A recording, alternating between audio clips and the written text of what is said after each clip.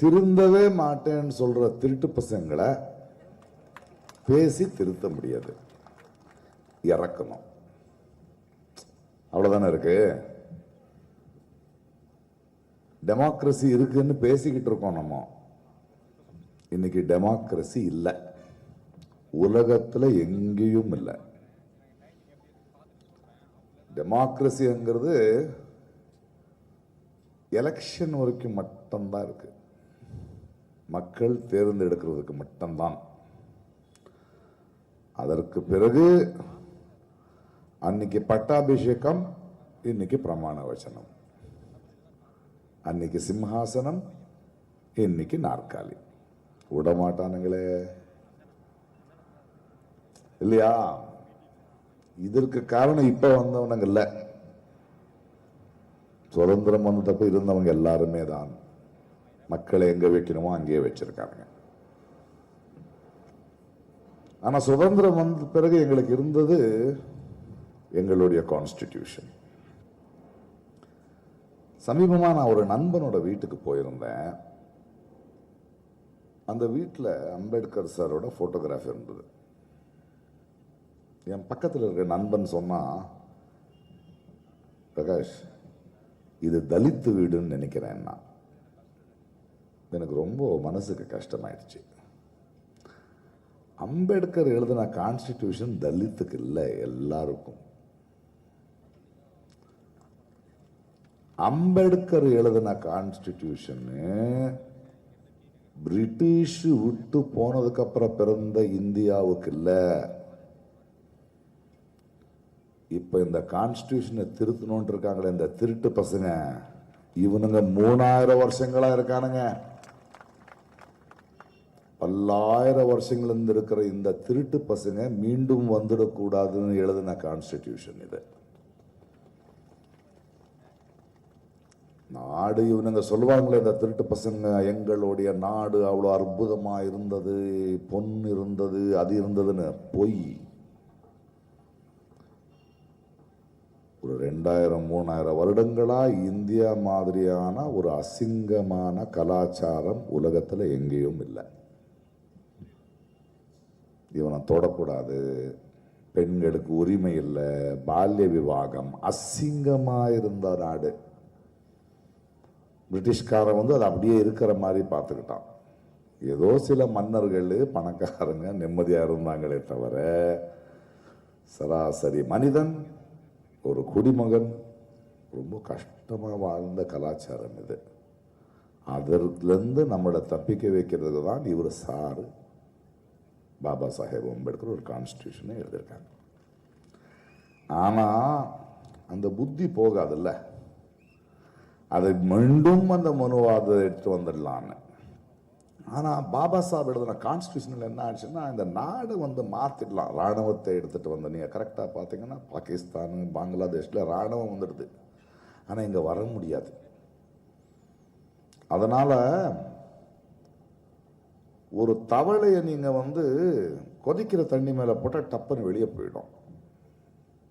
இந்த திருட்டு பசங்க என்ன பண்ணிருக்காங்கன்னா, சில்லுன்னு இருக்கிற ஒரு பாத்திராவில் இந்த தவளையை விட்டு கீழே நெருப்பு வச்சிருக்கானுங்க. இந்த 15 வருஷங்கள் நான் அட்ஜஸ்ட் ஆயிடுச்சு, சூடானதே தெரியாது. இப்போ தள்ளுற நேரம் வந்துடுச்சு. அதுக்கு ரொம்ப சந்தோஷம் என்னன்னா, ரீசெண்டாக எனக்கு ரொம்ப நம்பிக்கையா இருக்கு. இப்பெல்லாம் நான் வந்து அவங்கள பத்தி கவலையே பட மாட்டேன். போற நேரம் வந்தாச்சு, இளைஞர்கள் வந்துட்டானுங்க.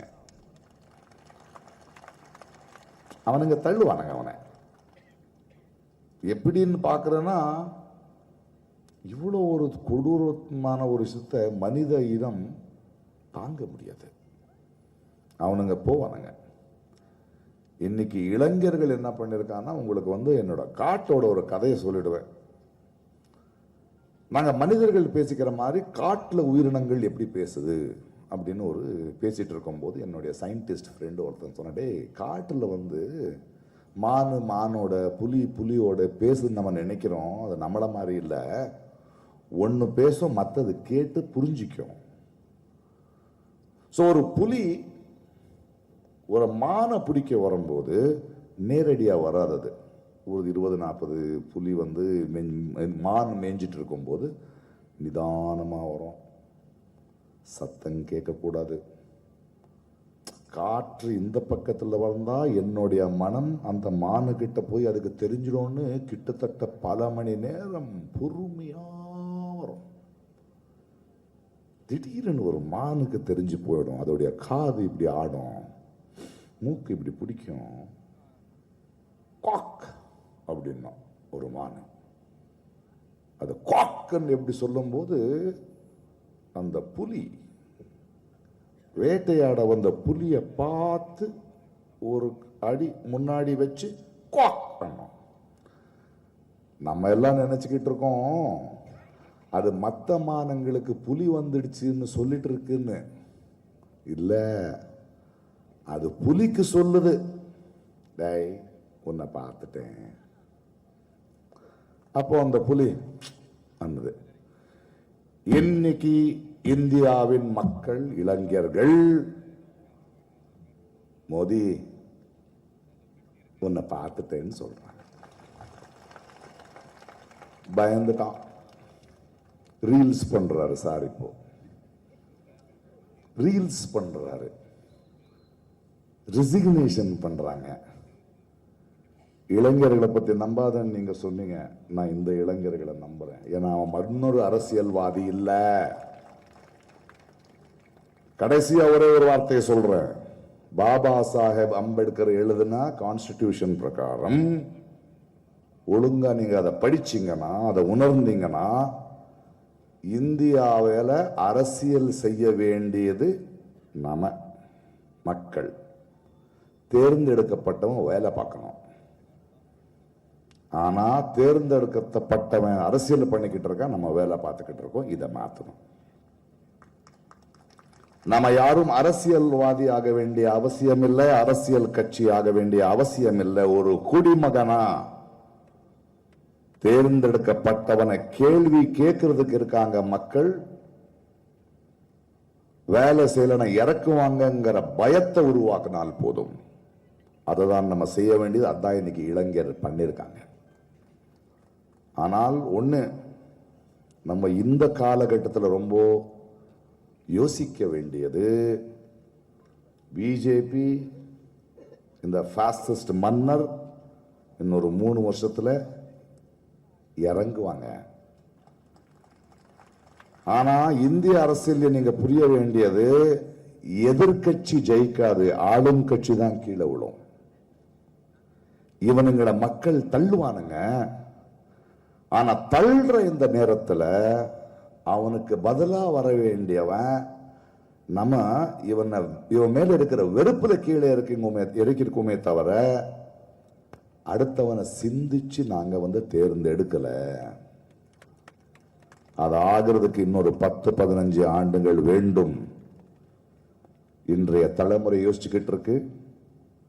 அவங்களை வலுவாக்க, அரசியல் அறிவை வளர்க்க இன்னொரு 10-15 வருஷம் நம்ம வேலை பார்க்க வேண்டிய வேலை இருக்கு.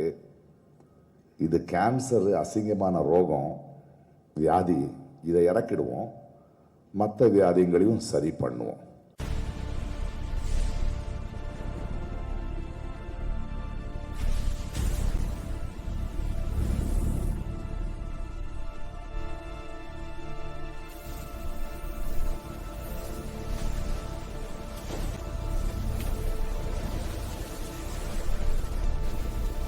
From politics to spirituality, from cinema to crime, one network connects the Tamil world.